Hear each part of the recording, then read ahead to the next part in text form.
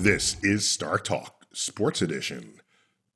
Cosmic Queries. Got with me Chuck Nice, co-host. Hey, what's happening? Always good to have you, Chuck. Always a pleasure. Yeah, this is Sports Edition, and you're not an athlete, so just want to make that clear. Disclosure to the audience. I am sometimes when I'm sleeping. Sometimes you wake up after you had won the gold medal. Right, yeah, and okay. they put the medal around my neck, and then I wake up like, oh, damn.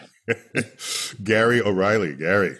Hey, Neil. My other co-host in this, which is the legit street cred part of this triad here. Chuck, I still have that dream, by the way. You wake up and there's still no gold medal, but you know what? You got to have a dream.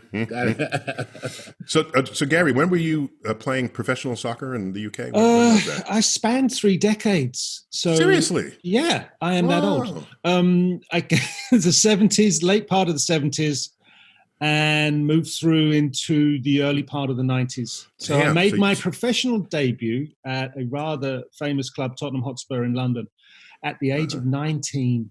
Okay, cool. Yeah, and but you're still an old fart. Absolutely, totally, and decrepit old fart.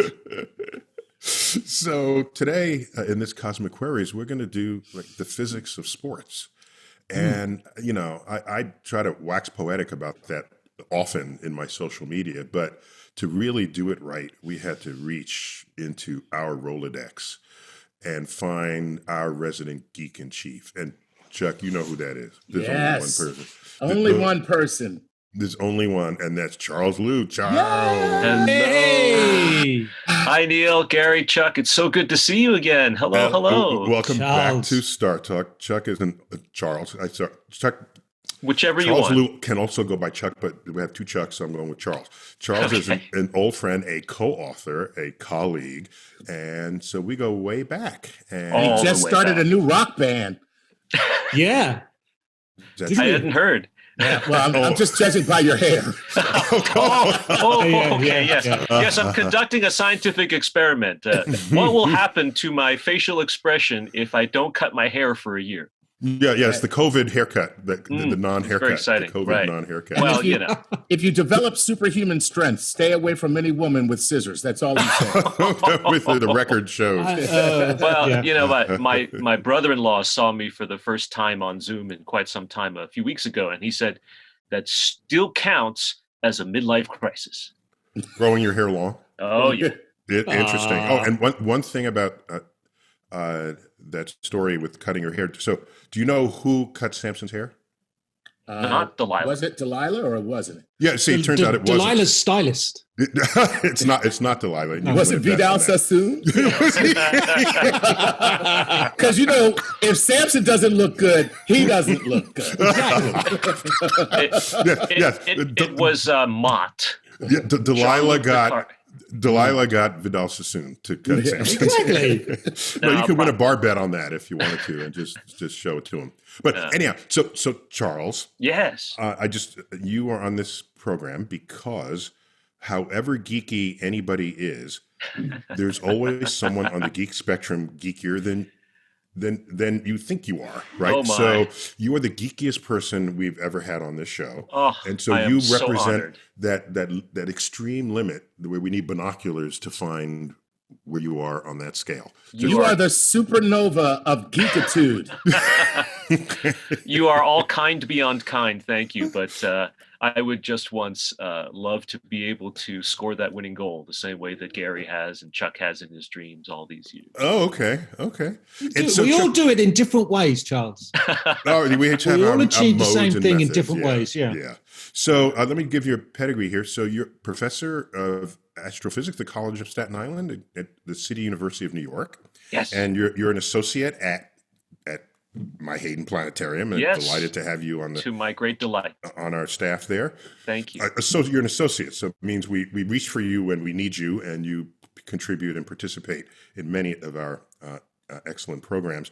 And they just came out with the Handy Physics Answer Book, it came out this year, and it's part of the Handy Answer Book series, and so that's just great. It's that kind of background that you have not only in astrophysics but in basic physics that contributes to this. So Gary, you got the first question. I have, and this is from our Patreon patrons, and we are lovely with them. And right, this is Isam Kabaz. Since most sports contain some degree of probability or chance, I wonder if a new sport can be devised that takes into account the probability presented by something like, and this is going to go way over my head, wave-particle duality. Oh, Wow. Because that sounds like a surfboard for two, but I'm guessing that's my low brain attitude to this. So please, guys, you got to expand on that. So Charles, what do you Yes. oh, by the way, let me just say that the sport with some of the least probability involved in it is wrestling. Okay, Oh, yes. It's you and your muscles against your opponent and their muscles, and it's not did you hit the ball in the right fraction of an inch or is the wind going in the right direction. If you lose, your ass lost. Okay, Well, it's just that simple. Unless for some reason your muscle had a twitch for no good reason. Right? A random twitch. Quantum mechanically induced twitch that caused your arm to suddenly be pinned behind your back.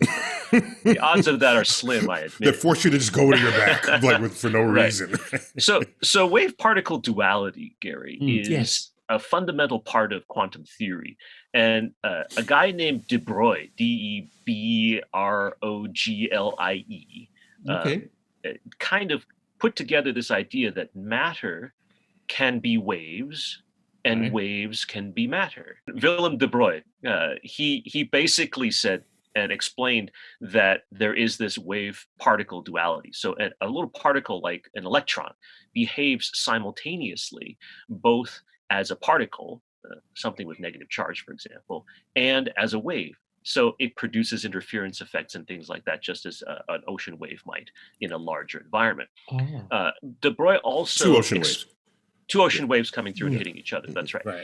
The odd thing is that even something large like a baseball or a soccer ball or something like that is also a matter wave, but the wavelength is so tiny, far smaller than an atomic nucleus, that we in the macroscopic world will never notice those wave effects.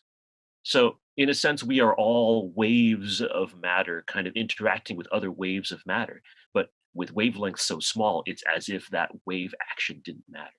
So if you wanted to use wave particle duality to actually have some effect in a sport, you'd have to be on the microscopic level. Right. I might imagine someday in the future where instead of playing video games like this, there might be a special kind of video game that you were zooming in and looking at a tiny subatomic realm, in a sense. All right. Well, Chuck, let's just blow that out and say, all right. Wait. So let's say in the future we have such power over the universe that we can change the value of the physical constants. And so now I've created a small area of the universe. No. I've created a quantum stadium, and in that stadium, Planck's constant is really large. And so you start getting these quantum effects with regular everyday objects and people and phenomenon. So tell me, what sport would you devise that could be like a quantum Olympic entry? Oh, well, okay.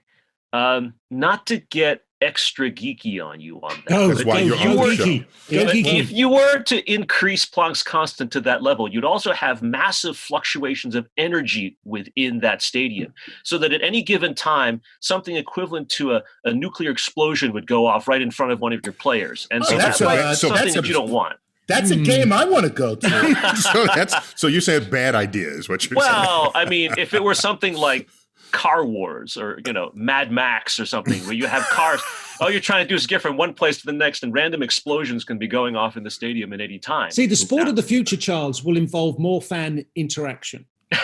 So if you've got a stadium, Neil, in your quantum stadium, then all of a sudden they shout whilst the offense is in motion. That then becomes something that derails that offense by moving it. Can we do some? Yeah.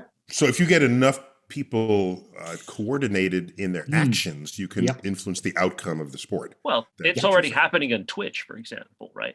So if you have a situation beyond the video realm into the physical realm, then I would devise a sport kind of where you would have an object that could randomly move, and the goal of the team is to grab that object or to otherwise obtain this randomly moving thing. Sounds But like Quidditch. You are absolutely right. So maybe the Quidditch pitch is indeed a quantum stadium, just like you described. Nice. And the birdie or whatever that's called, that's following quantum rules for its position. What's it called? The birdie, the golden snitch. So, sorry, the snitch. Excuse me, the snitch. I do like birdie though. That sounds quaint. So the golden snitch is its position in 4-dimensional space and time is quantum determined because they don't know where it's going next. That would be that case, although presumably in the Harry Potter's world of wizardry, it's not quantum determined, but it's magically determined or even sentiently determined. It's not clear if, in fact, the golden snitch is alive or not. I was going to say the golden snitch may have a consciousness because when you look at the way it moves, it's clearly not random. It's trying to evade the players, so you never know.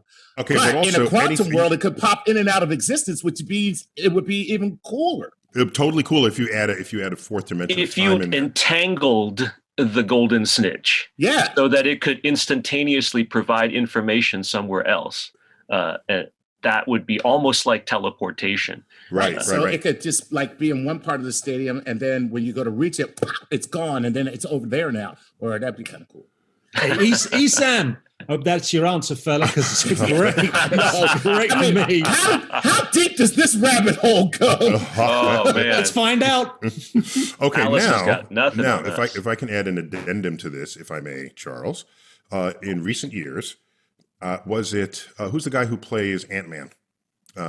Scott Lang, Paul Rudd. Paul Rudd. Paul Rudd, I think, collaborated with Stephen Hawking to create the rules for quantum chess. Where when you try to take a piece, there's a probability that that piece is a different piece or is not even there. And so you're judging what the likelihood is of the success of that move will be at every time you make a move. So you can Google it, quantum chess. It's pretty cool. Yeah. Season 2 of Queen's Gambit right there. There you go. Well, let's not get into Ant-Man and quantum stuff because that's a whole nother. Someone might ask. Let's stick to the fan questions. Okay. By the way, So. Okay. All right. So Chuck, you're next. Okay, did you finally reboot your iPad? I rebooted my little iPad, and so I'm good now. Okay. So this is from Violetta. She's 12 years old. Fabulous. Yes, and she has a story that's too long to read, but thank you for the story. By the way, just a quick thing. Violetta is Little Violet, right? So you know the rhyme "Roses are red." So yes. Every 5 years I tweet, "Roses are red, violets are violet." Okay. Period. Unless you don't have very strong sensitivity in the ultraviolet or the violet spectrum, in which case they actually look blue. The tweet is not intended for people with for Charles Liu. I'm wearing blue blocker glasses, right? Right. Exactly. UV blocking glasses. Okay, violets are blue. So what does Violetta have to say? She's 12 years old. Very cool. Okay, and she basically says. Wait a minute. Is she a Patreon member? Wait a minute. Yes. Her mom is. It's Violetta and Mum. And Mum. Izzy. Okay. Izzy. Right, good. And Mom Izzy is a Patreon member, and for that we say thanks for the money, Izzy. Yes. Chuck, it's thanks for your support. Oh, I'm sorry. Well, that's. I know now I'm giving myself away because people are just like, I support you. I'm like, I don't need your support. I want your money. That reminds me of Pearl Bailey once said during Pearl Bailey, old singer actors. She said on Valentine's Day, honey, on Valentine's Day, I want a 5-pound box of money. I love it. You all know the Beatles song Money, right? Yes. Yeah, right. Money can't buy everything is true, but what it can't buy, I can't use. I need your money. I need money. That's what I want. All together now. All right, so here's Violetta. She says, who's never heard of the Beatles or Pearl Bailey. I bet Oh, I doubt it. I'll bet she has. Well, she has now. This is great. She's talking about STEM, and to her, STEM should be STEM with a B on the end that is silent, that stands for baseball. Yes. And look at Chuck Lou. Chuck Lou's excited about that. What a sport. Okay. So science, tech, engineering, math, and baseball. And she says this, Dr. Liu, I am wondering, as far as the physics may go, are there any skills that you can think of that might give women a particular advantage in baseball? Maybe like rather than trying to throw the fast pitch, developing interesting off-speed pitches instead. Can you think of any other areas of untapped baseball physics that players of any gender haven't yet explored to their fullest potential? Yes, I love all the StarTalk episodes and having you as a guest. You always are so gracious and your answers to questions are fascinating. Thank you for being you. Signed, Charles Liu's mom. But,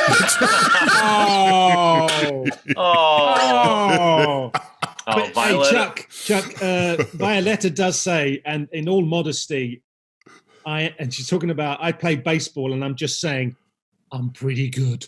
Oh, yeah, I forgot she started out. I'm pretty good. Good for you, girl. Violetta. Love that. Well, Violet and Izzy, thank you so much for the question. Thank you for your kind words. It's very sweet.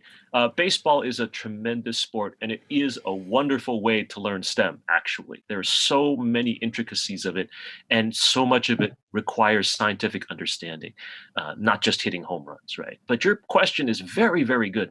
People have this preconceived notion that you have to have a certain body type or certain way of playing individual sports. And for baseball, that's one of the sports where any kind of body type or any kind of thing that you can bring to the table that's unique can help you stand out. Exhibit A, Babe Ruth, body built on beer and hot dogs. Yes.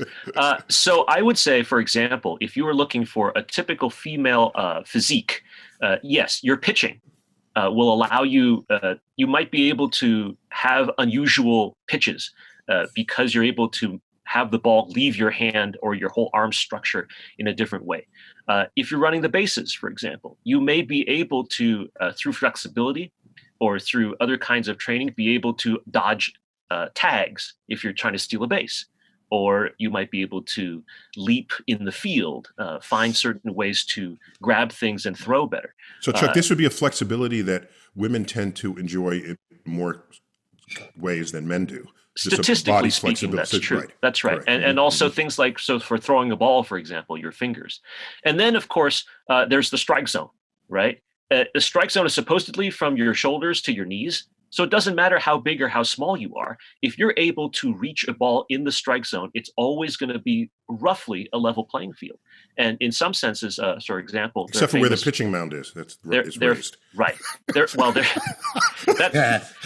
mound was actually lowered. Chuck, I'm trying to put jokes in here, and where are you? But you know, I mean, you're talking about field technicalities. That's right. Well, the mound was lowered in the 60s because Bob Gibson had his ridiculous 70s because of Bob Gibson's ridiculous 1.12 ERA back when he was pitching for the Cardinals that year. But yeah, so there are very famous players who had such good crouches that their strike zones were small and it gave them an advantage in hitting. So it may well be the case that you can take advantage of that if your body type or your physique matches that of the and how about a woman's lower center of gravity? Would that come into play in any way, shape, or form? In baseball, I can only imagine that if you're trying to field a hot ground ball to third base or something like that, that you might be able to move laterally more effectively than someone whose body mass is more weighted toward the top, because you have to move more of your mass a larger distance in order to go sideways. Charles, would that not help with hitting a lower center of gravity where you are able to get under a pitch and hit it up? Right. Well, in baseball, most hitters are taught not to get under the ball, to try to lift a ball, fly a ball, but rather hit the ball levelly. You just want to make contact. Right, and have strong level contact. So yes, if you're lower and a pitcher can't quite get the ball down or is trying to get the ball down so that you only hit ground balls, you may be able to be more flexible either with your crouch or just have a smaller height to be able to hit the ball where you want it to go, because you have a better opportunity to pick off the ball before it does its break or before it gets too low.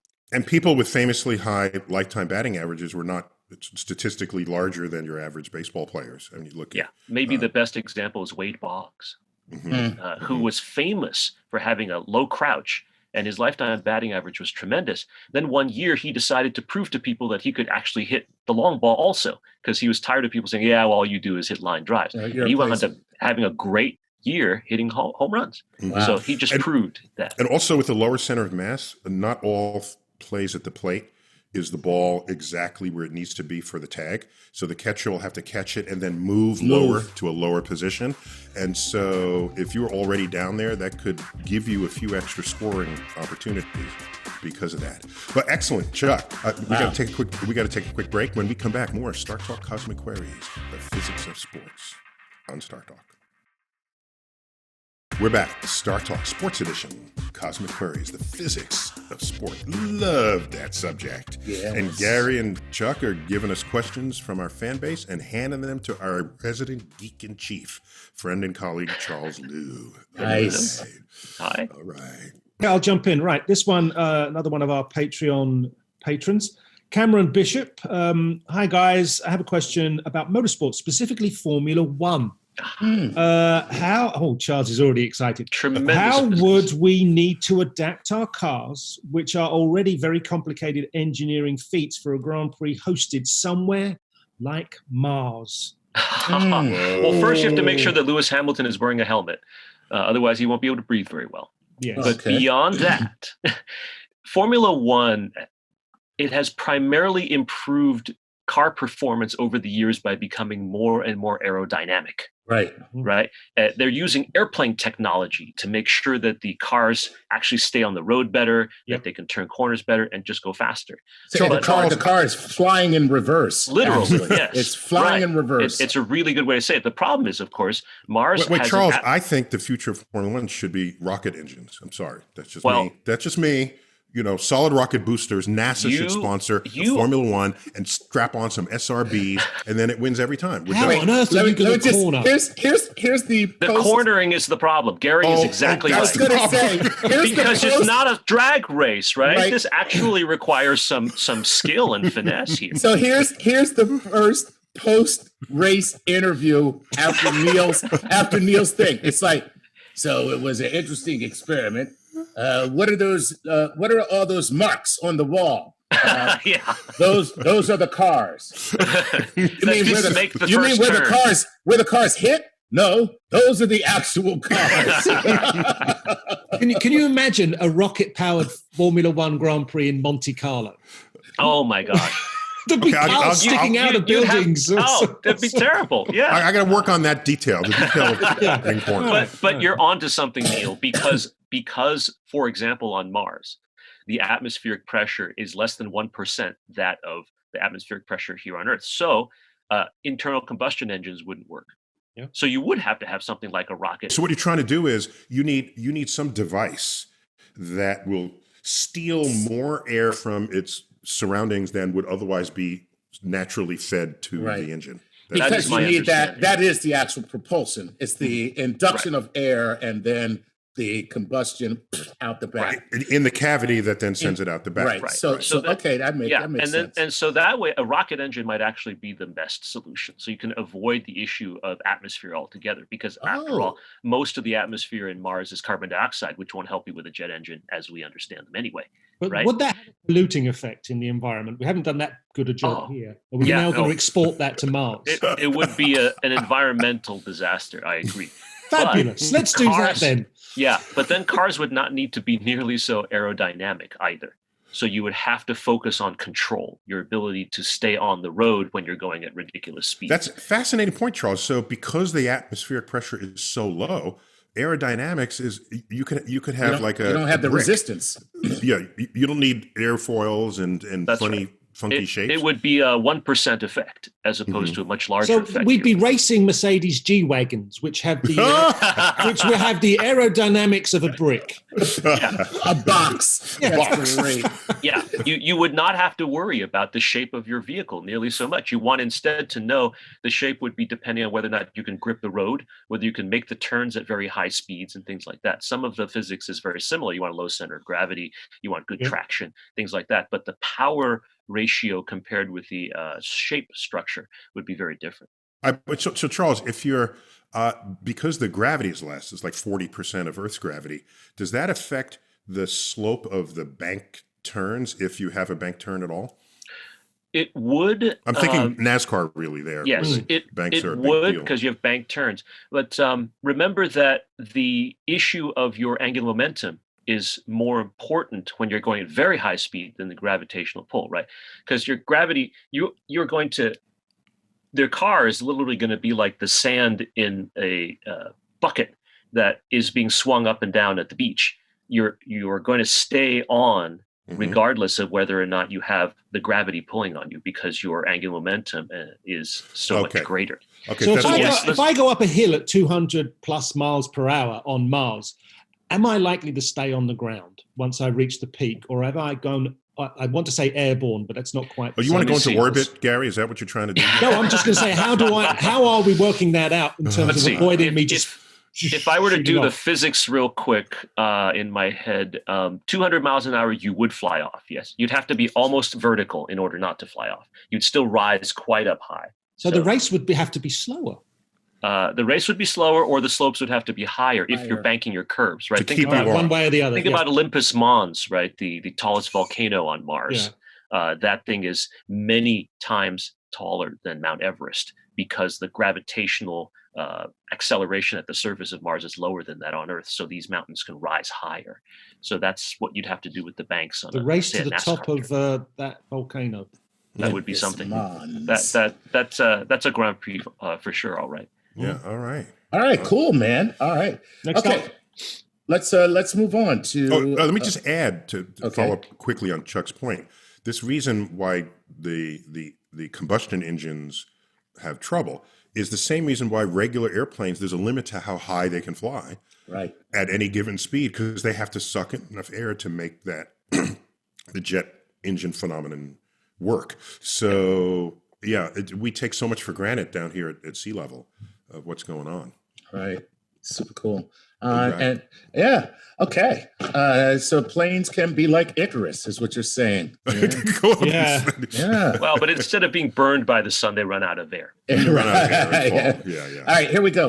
This is Ruvan was here, and he says, "How the heck does one throw a curveball? What physics is going on there?" Ruvan wants to know. I would say, you know what? I'm going to throw this to Gary a little bit because throwing a curveball, the reason the ball curves is very similar to the reason a soccer ball curves when it gets kicked. And so I want the true athlete to sort of explain why the ball curves, and then I can bring on the physics for the baseball in particular. You mean you want Gary to say what he has to do to make the ball curve? Yes, exactly. You'll give the physics of that. So Gary, I would like to do that. Okay. First of all, Gary, why would you want to curve a soccer ball? Don't you want to it's kick devious. it straight in? No. So, okay. In a certain time, I want to disable the goalkeeper, the goalminder, and have them think the ball is going from left to right. And therefore they move that way. And then the ball just comes back in from right to left. Oh, so they're committing their body momentum in the wrong direction. So once I get the body weight loaded to one side in particular, it's going to be very difficult for them to adjust. Gary, that's just wrong. Ball. That's just not nice. Hence my prefix of this is devious. And when it works, do you go, "Ha ha, tricked you," like that? Oh, absolutely. Yeah. And I mean, there's another thing is the route to goal may be blocked. You see this in free kicks. Yeah. Where they build a wall to protect the goal, and then all of a sudden someone... And then they use their hands to protect their private parts. Yeah. Well, of course, yeah. I mean, so one themselves are the wall. One must protect the crown jewels at all times. Right? So, and the most famous free kick in recent times was Roberto Carlos against France. I think it's 97, France versus Brazil. or Brazil versus France. Wait, 1997 is recent times? That's 23 years ago. Yeah, well, I think. How old are you? I'm 1,000 years old. Look, so 23 years ago was recent. I remember that goal. It was ridiculous. Yeah. Yeah. In answer to your question, Neil, you can carbon date me after the show and their answer. So Roberto Carlos comes up to the ball outside of his left foot. He's now he's coming up to the ball, addressing the ball on the right-hand side. So as he's going to kick it with his left foot, he hits it on the outside of the ball, on the right-hand side. Now, if you imagine the ball has an imaginary equator, he's got to hit right on that equatorial point, but in towards the slightly more into the middle so as he can get power to make it travel the distance. But because he hits across it, he imparts this spin, this rotation. And you can see from a camera behind the ball, it deviates by about 2 yards or more. It is going wide of the goal. And then all of a sudden, it cuts back in a most vicious way. The goalkeeper is a World Cup winning goalkeeper, Barthez, who, if you can imagine this, looks a little bit like the old Hollywood actor Donald Pleasance, who was a Bond villain, if I'm not mistaken. There you go. But more famously for being, I think it was Cindy Crawford's partner at some stage. There you go. There's your sad nugget of information. Not sad for Donald Pleasance. You know what? Yes, in answer. So, Charles, we were taught you can't hit too fine. You have to make contact in the meat of the ball. But if you hit lower, the ball will spin and rise. If you kind of hit across that equatorial plane, it will stay in a lower trajectory and travel, and you'll make more contact with the ball and therefore impart more power and force through the ball. Okay, itself. so if you kick it on the right side, giving it kind of like from the top a counterclockwise spin, it'll then veer left. Yes. Okay. And you will angle your run to approach it so as you really do slice across it, but with such power. And there's going to trade-off. travel 30 yards. There's a trade-off between maximizing the spin by hitting it just at the outer edge and putting some meat on the kick to have the thing move forward. So, Charles, this is why I guess curveballs are never as fast as fastballs. Correct. Because some of the energy That's exactly right. The pitcher's using is going to spin it. You are 100% correct. And Gary, thank you. That was just an excellent explanation of what's going on. You're welcome. Yeah. Imagine from the recent goal 23 years ago. But still most likely immortal. One of the most amazing goals ever. Except maybe the 86 Diego Maradona goal in the World Cup. But that didn't have as much to do with that was against England, so we do not appreciate that was not as much aerodynamics as just ridiculous skill. But that's another story. And then there was the hands goal ahead of that. But let's let that aside, as you said. Please do. It was against England. Okay. The curveball requires that the pitcher push the ball a little bit sideways as it's being thrown, giving it a twist and not pushing it straight on as hard as you can right in the middle. Because the baseball, like the soccer ball, is not a perfect sphere, it can then interact as it spins with the air that it encounters on the way to the plate. Wait, it's not that the ball is oblong. You mean the surface is textured. The surface is ever so different. It's not a perfectly smooth sphere. It's textured. Right. Yeah. Okay. That's right. That's the right way to put it. And so as a result, you can create the curve action. Now, with a baseball, it's considered a rigid body, right? It doesn't change its shape nearly as much as a soccer ball does. So when you hit the soccer ball, the deformation of the soccer ball provides an even greater change, which is why you can have this sort of L-shaped turn. With a curveball, you just kind of get a little bit of a kind of thing. That's a different scale of motion, and also the distances are different. So what's happening with the forces on the ball, with the air and the forces? You have the spin, which is creating non-laminar flow around the ball. And then the laces of the baseball accentuate that point. So the more you spin it, the more likely it's going to happen. If you had a perfectly smooth, uniform baseball, then the ball may not curve, no matter how much spin you put on it, because there isn't the opportunity to disturb the air. So when you disturb the air, it creates an unequal force left and right on the ball. Right, or up and down for that matter. Or up and down, right. And all of that movement matters. The sinking or the rising fastball will do that. That's right. Mm-hmm. Yeah. So another level of deviousness for the soccer player, and it's all about deviousness. A baseball is a solid object. A soccer ball is inflated. I know you're ahead of me on this, but the aperture in which you inflate the ball, if you strike through that, you then have, Charles, am I right, some sort of pressure change, and you have a definite impact, pun intended, on the deformation of the ball, and it will knuckle as in a baseball pitch. That's right. So when you see people setting up the soccer ball for a penalty kick or a free kick, you always notice that the place where you stick the inflating pin in is somewhere where the valve. Yeah, somewhere where the player can actually hit it with the foot. Yeah, it's pretty amazing. And the most devious thing is in baseball, if the pitcher actually kicks the ball towards the plate. or spits on it. Spits on it. Remember the spitball? Well, yeah. I don't know if you were around back then, but the Gary surely was. Yeah. Thank you. Let's be super harsh now. The last baseball pitcher in the major leagues who was allowed to throw a spitball, I believe, was Satchel Paige, because everyone who used to throw spitballs were grandfathered in and allowed to do it thereafter. If you put water on the ball and then you throw it with whatever spin you have, you even create even more change, because that changes the aerodynamics. It changes the ability for the ball to go through, like what's slippery and what's not. You also create water that kind of comes out and it changes the trajectory. Spitballs are ridiculous. They're terrible. Yeah. And then you try to hit the ball hits the bat and the ball is slippery. So it's going to go swirling away. Wait, so there's a spitball and then there's the hockaloogie ball. Yeah. You mean the illegal ball, the blob of stuff coming, right? And the batter's like, oh, look at that. It just comes right. I'm not hitting that. Wow. Guys, we gotta cut that for our second and final break.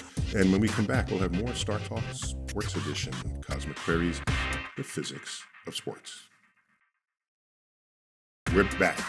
StarTalk Sports Edition, Cosmic Queries, the physics of sports.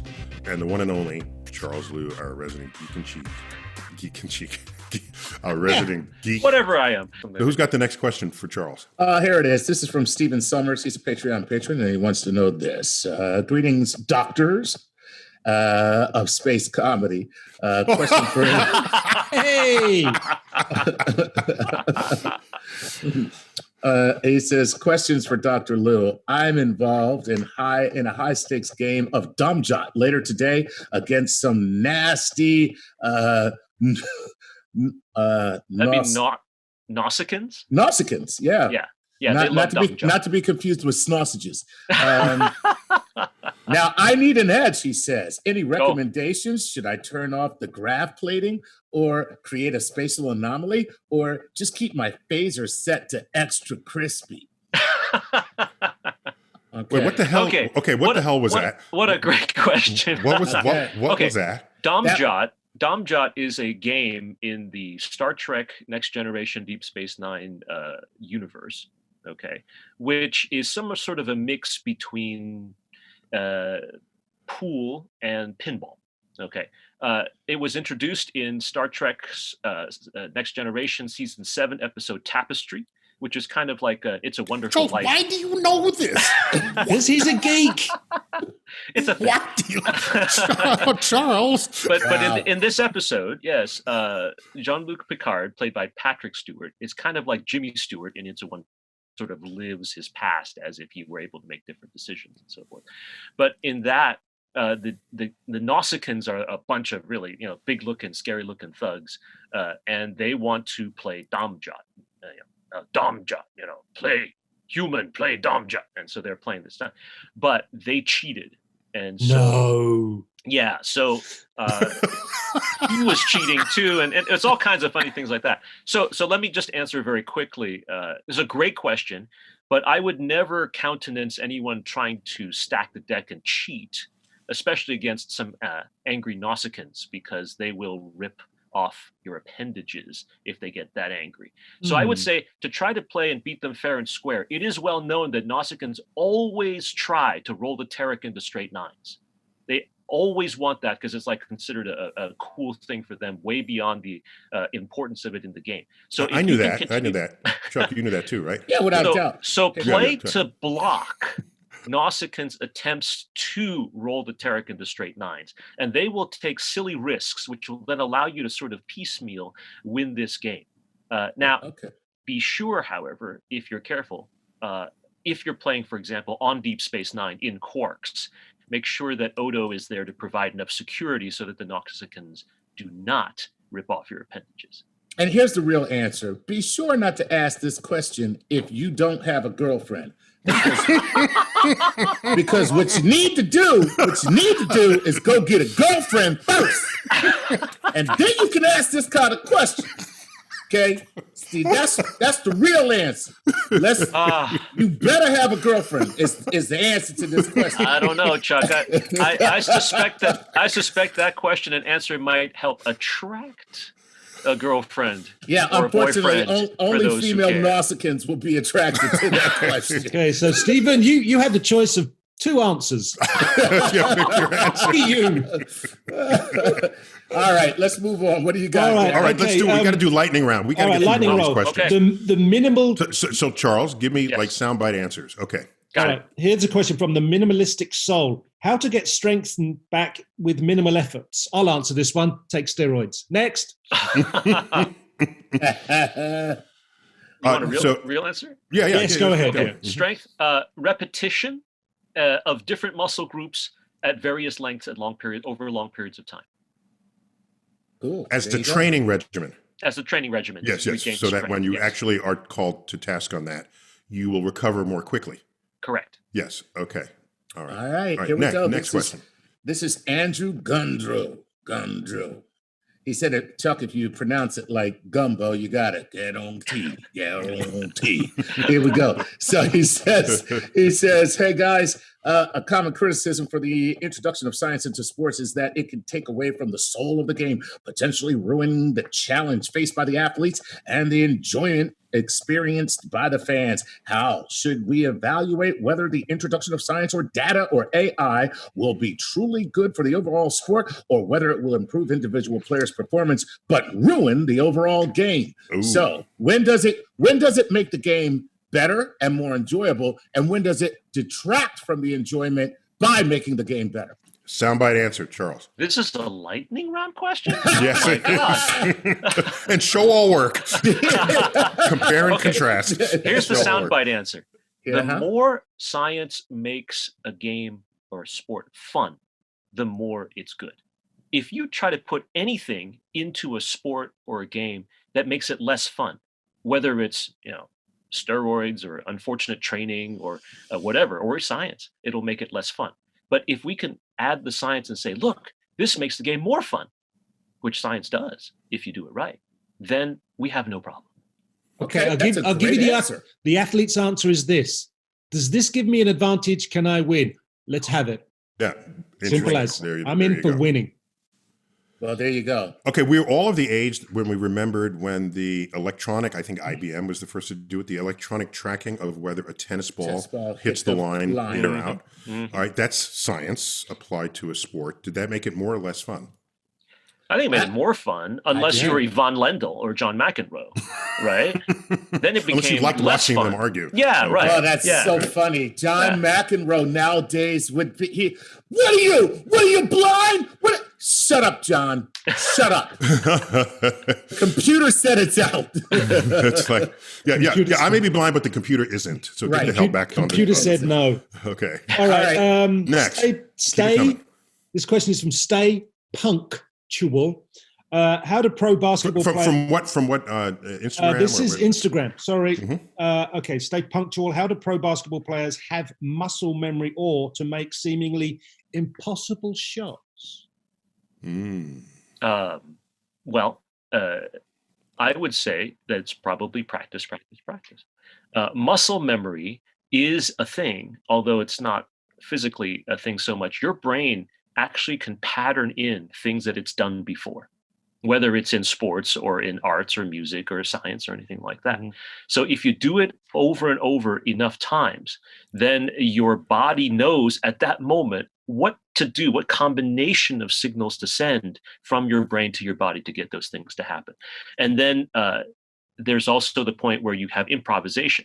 If you have different sequences in your head already set, you know how to take a shot and you know how to spin and you know how to dunk, then you can combine them together if your brain has done it often enough, almost instantaneously, to a jump and a spin and a dunk all in sequence. Cool. So what you're saying is I don't have to invent a new sequence. I just have to staple together other fragments of the sequence that I've already perfected, and to everyone else it'll look like it's something new. Well, that's my understanding of the sports physics of the brain. But new understanding about how our brains and our bodies work is coming every day. So I may be already way behind on the curve. Cool.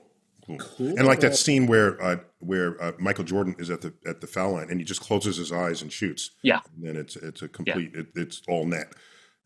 That I would call that muscle memory. Yeah. I would call that. Or magic, one or the other. All right, let's keep this going. We're in lightning round. Go. Here we go. Get a Patreon one. Yeah. This is Tyson Liu, 2019. Oh, interesting. Oh, wow. Yeah. So he says, hockey skates, blade contact. Are we actually on the ice or are we on a layer of water? What is it? Good question. It turns out that it's complicated. It can be either or both. There's been a long held belief that the reason you wind up being able to skate is because temporarily the ice skate pushes against the ice and creates a thin layer of water as it goes by. But it's more complicated than that. If you do the physics, that alone usually isn't enough. So surface physics is a part of physics which we haven't done a really good job in understanding the models thereof. So it's a combination of solid on solid and liquid on solid. And that's why it's such a dicey thing to do when you're playing hockey or when you're doing figure skating. It's not always the same physics that's causing your skate to move. And therefore, you have to adjust physically with your muscles to make sure that you're going where you want to go. Ooh, wow. Okay. Cool. All right. This from Instagram, Jeff Califat. What happens when a basketball seems to enter the hoop, but suddenly rolls out? I'll tell you what happens. I lose $200. Thanks, LeBron. Well, the ball is always spinning, even if you can't see it on television. So if it hits the rim, it's going to strike instantaneously at a particular angle, and there's a spin happening at the same time. It is altogether possible, but very unfortunate for Chuck, right? That you hit the spin and the rim in just such a way that the reflection angle from that bounce is actually out as opposed to being in. So that's kind of what happens. So Charles, this is like if I take a ball and I take a basketball and I backspin it away from me. Mm-hmm. If you're just standing and you don't see the spin, it looks like I'm throwing it away, but then it bounces back towards me. Correct. So you can create a bounce trajectory that's very non-intuitive if you don't know in advance how the thing is spinning. That's right. Okay, so it can't go in the net and come out of the net. That's not the kind of shot that we're talking about here. It's got to be able. The rim is a participant. Got to hit the rim. It's got to hit the rim in order for it to come back out. Almost certainly, yes. Yeah. The net is not strong enough to provide that reflective bounce. Right. Mm-hmm. Okay. Yeah. Cool, man. All right. Keep it coming. This is DieGoat93 from Instagram. I love this question. As somebody who has tried to surf, notice operative word tried. He says, "What is the force that keeps you on your surfboard?" Oh. That's not so much force as it is balance, right? Equilibrium.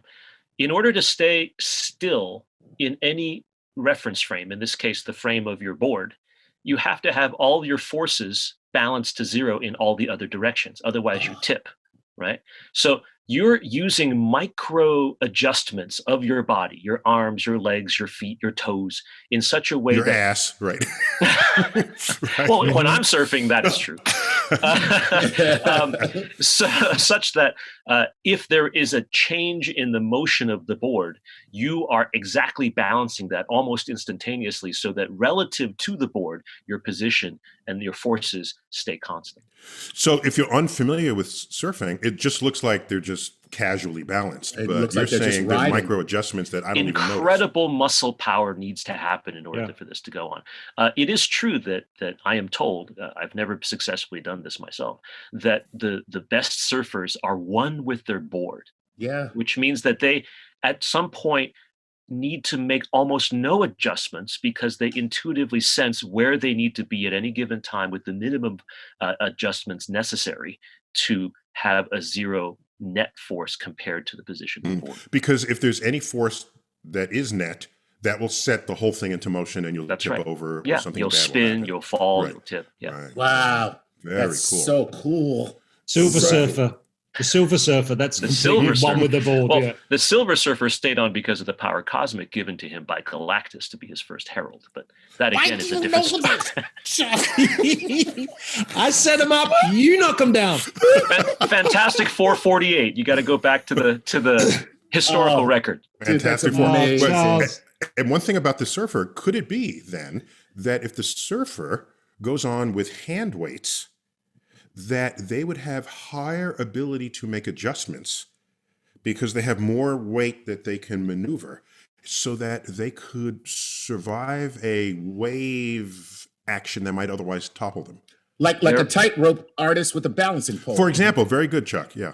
Very possibly. I don't know enough about the specific physics, the nonlinear physics, when you're actually riding a wave to know whether that's an advantage or a disadvantage. But theoretically, it certainly makes sense. Yeah, if you have more weight, you can reposition. That should give you more. That's interesting. But the future of surfing is you get two dumbbells, two weights. Or you find some weighted gloves. Sleeves. Yeah, somebody who has weighted gloves or weighted sleeves in their wetsuit, and they could cheat.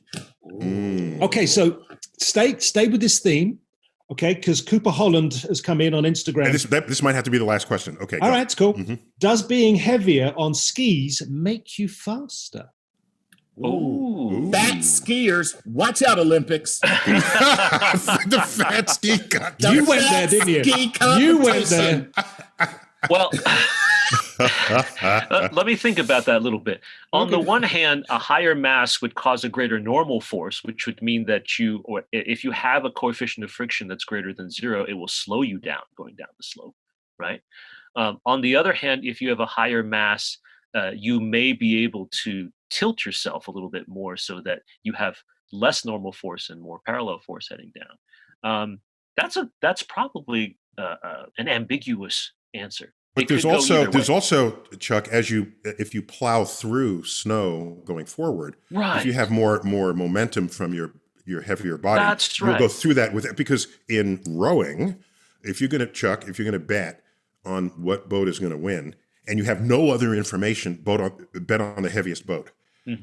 Because the heaviest boat, between strokes, the boat slows down because of friction with the water. Right. But if a heavier boat, it will slow down less. Right. And so Neil is exactly right. If you treat the snow as a viscous medium that's providing resistance to your motion, you would want more mass. But most of the time, ski slopes are groomed. And so there isn't a lot of loose snow blocking you. So instead, you're just worried about the friction. Okay, so it's not an obvious, clean answer there. That's right. And just to make it clear, fat people and skinny people will fall at the same rate. Free fall. Okay, so it's not like you're fat, you'll fall faster than if you're skinny. Okay, that's why I'm on the Galileo diet. It don't make a difference what I eat. When I fall, I'm still going. Because he did the experiment with the leaning tower. Just don't jump off the leaning tower. Right, don't jump off. Drop something else off the leaning tower, pizza. All right, guys, we got to call it quits there. We should do this again. This was fun, and people are totally in it from our fan base. Charles Liu, always great to have you. Thank you so much for having me. It was such a pleasure. It's great to see you guys. And we love your COVID rockstar hair. Yeah, man. Thank you. Hey, next time maybe we'll have even more of it to discuss. Yeah, but then we got to start a band or something. And Gary, always good. And you're a good sport when I make fun of your vintage. Hey, look, it is what it is, dude. We're going to carbon date me as soon as these mics we'll go do off. that. We'll report that on the next episode. Chuck Nice, always good to have you. Always a pleasure. I'm Neil deGrasse Tyson, as always, bidding you to keep looking up.